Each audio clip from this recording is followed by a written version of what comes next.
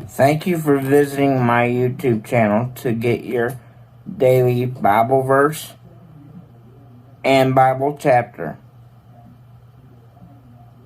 I hope you have a great day and come back each and every day for a new verse and a new chapter. Thank you and God bless. 1 Kings 20.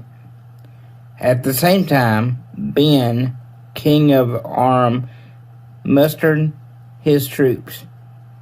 He recruited, in addition, 32 local sheiks, all outfitted with horses and chariots. He set out in force and surrounded Samaria, ready to make war. He sent an envoy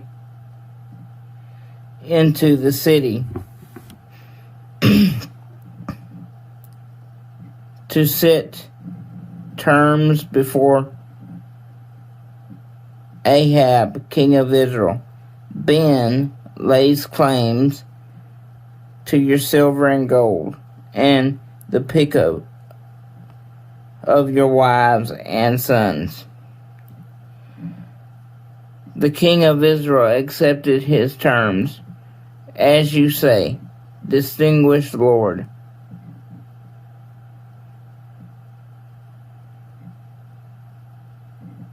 I and everything I have is yours.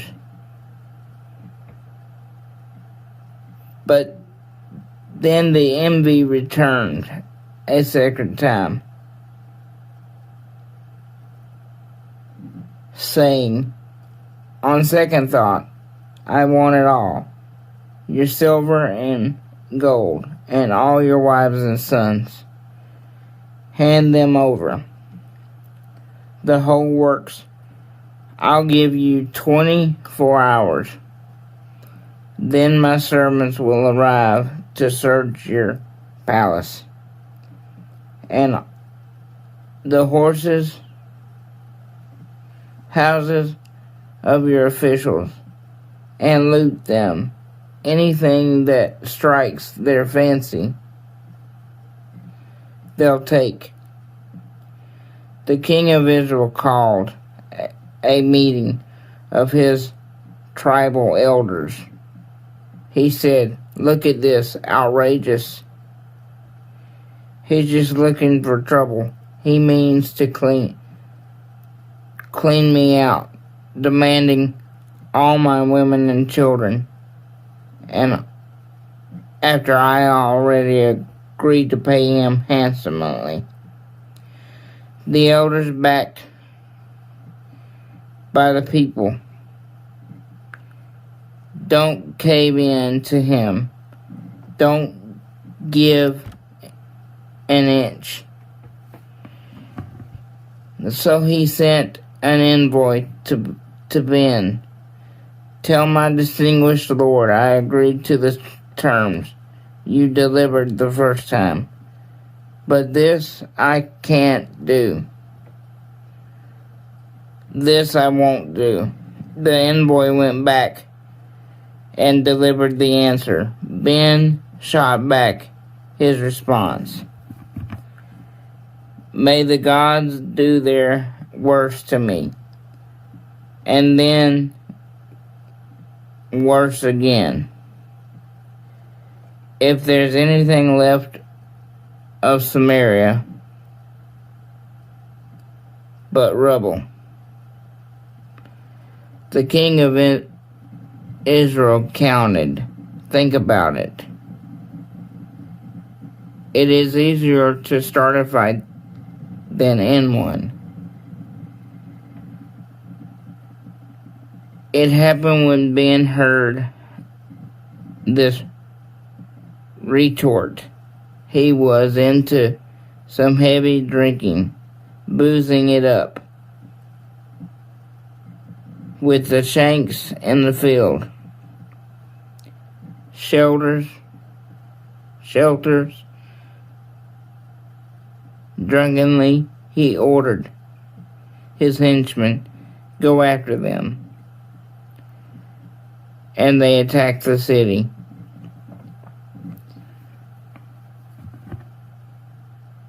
Just then a lone prophet approached Ahab, king of Israel, and said, God's word, have you taken a look at the mob?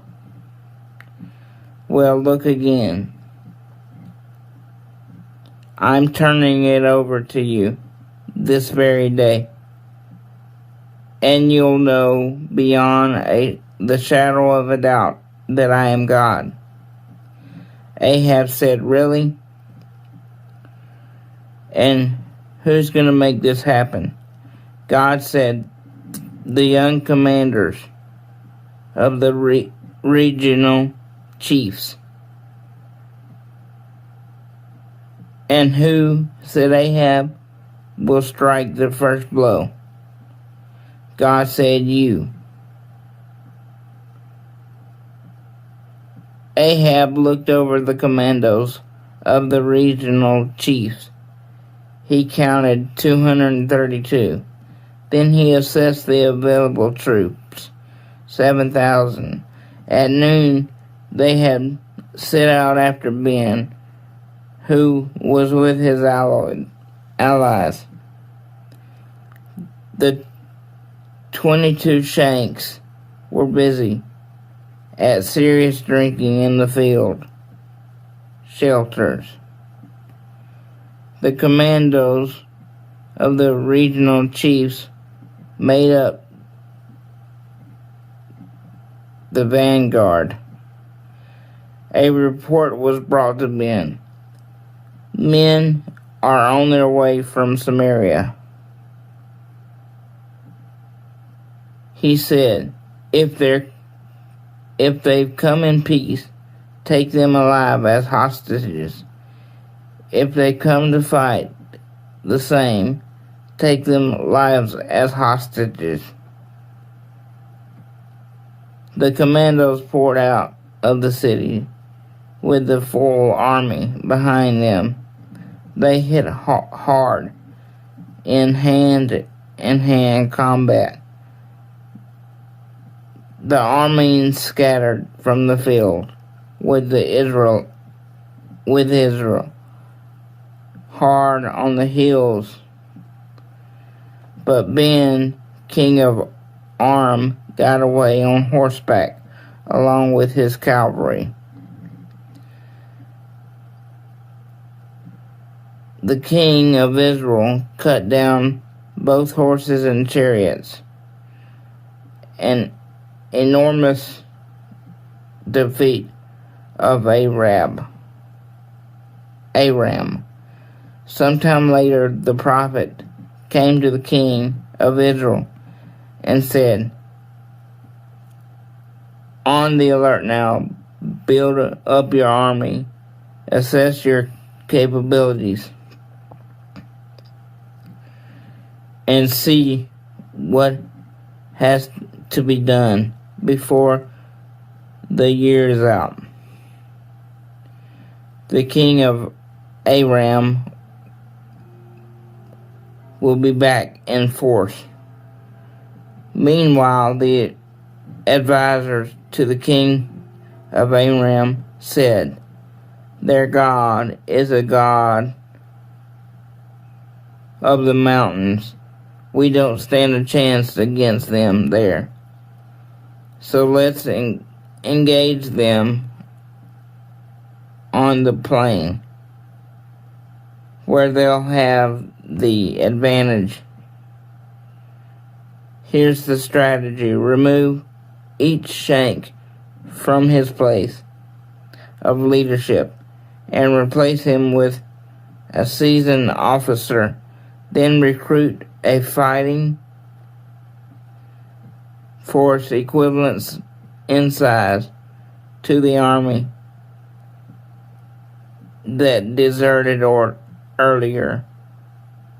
Horse for horse, chariot for chariot, and we'll fight them on the plain.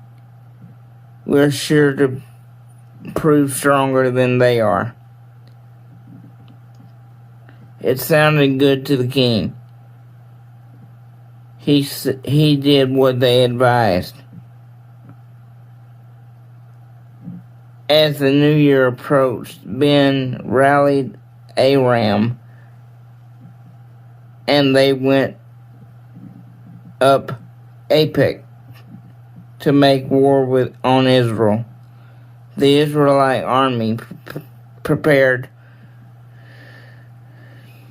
to fight and took the field to meet Aram. They moved into battle formation before Aram in two camps, like two flocks of goats. The plain was seething with armies.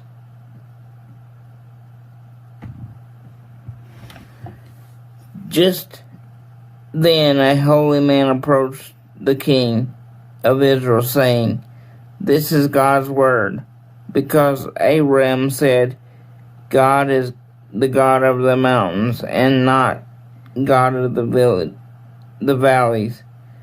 I'll hand over this huge mob of armies to you. Then you will know that I am God."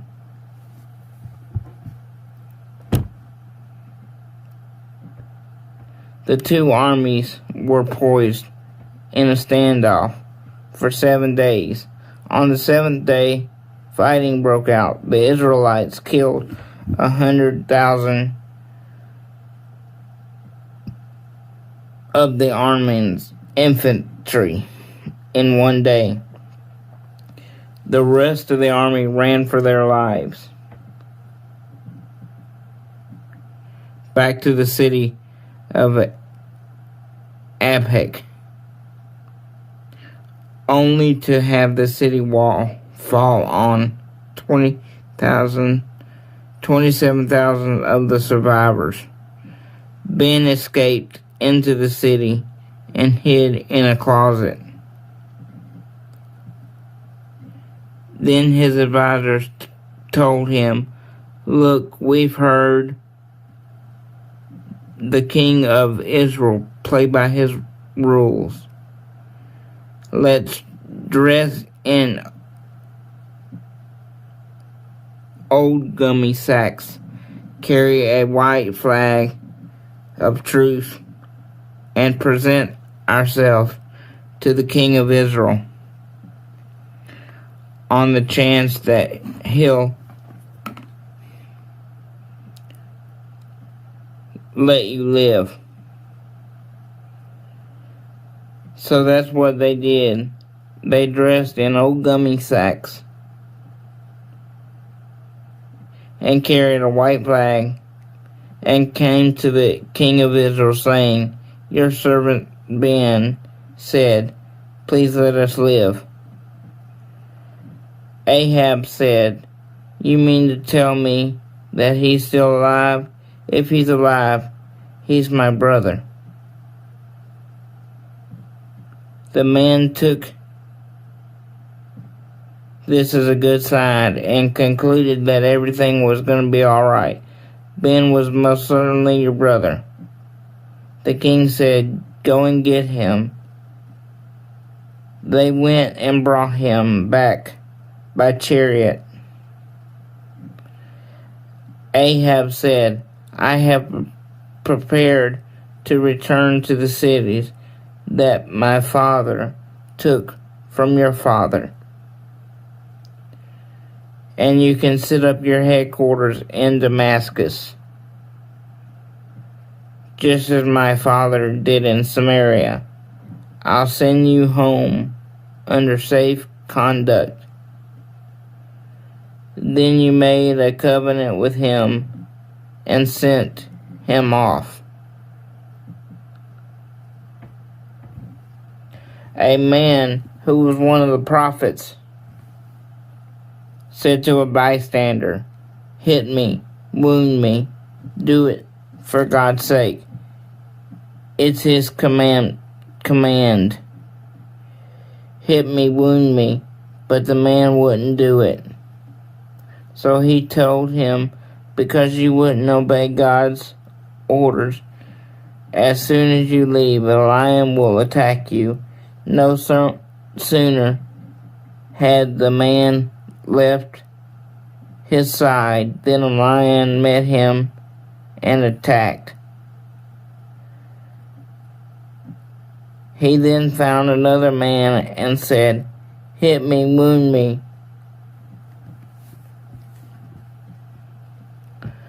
That man did it. Hit him hard in the face, drawing blood. Then the prophet went and took a position along the road with a bandage over his eyes, waiting for the king. It wasn't long before the king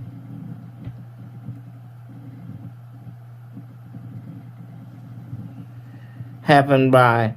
The man carried out to the king, your servant was in the thick of a battle when a man showed up and turned over a prisoner to me, saying, guard this man with your life. If he turns up missing, you'll pay dearly. But I got busy doing one thing after another, and the next time I looked, he was gone. The king of Israel said, you've just pronounced your own verdict. At the time, the man ripped the bandage off his eyes, and the king recognized who he was, one of the prophets.